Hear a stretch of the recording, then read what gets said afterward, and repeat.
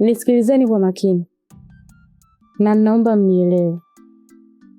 Ukitaka mwanaume wako hakunase, hakupende, akuthamini, mnakiona hiki kisosi na hizi pipi kifua, matumizi yake yanatakiwa yawe ya hali ya juu. Yaani yawe ya hali ya juu sana. Sijui kama mnanielewa. Mwanaume wako akiwa anaenda kuoga au katoka kuoga, unamchukua taratibu mumeo, unamkalisha kwenye kigoda au kiti, na unachukua zile zakal zake unazitia hapa mwali wangu, unaanza kuzisugua taratibu taratibu, huku kimlegezea macho ya mahaba, macho ya madoido. Sijui kama mnanielewa wali wangu. Kungwi, hayo mambo mbona ya kizamani sana.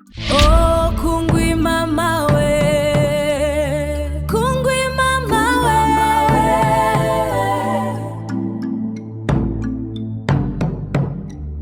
yeah, kungwi mama we. Halafu mimi najua yote hao, nishayafanya sana hapa mjini.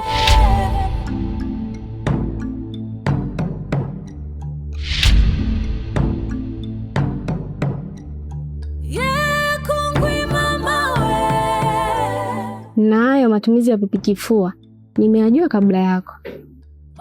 Kwa hiyo nikwambie Miss Kungwi, mimi ndo mwalimu wako. Yeah, kungwi mama we.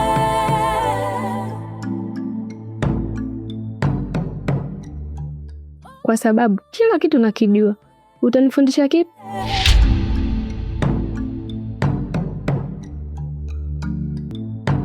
Wewe ni maamuma katika darasa hili na mimi ndo imamu, hivyo inabidi unisikilize mimi, mtaalamu wako, ninachokisema. Usijikute mjuaji mbele yangu wakati hauna lolote. Shishi, hebu tulia basi. Alafu kama mambo unayajua, mbona umeletwa hapa? Tuliza hilo bicho lako, kaa kwa kutulia, la sivyo utaharibu kila kitu hapa.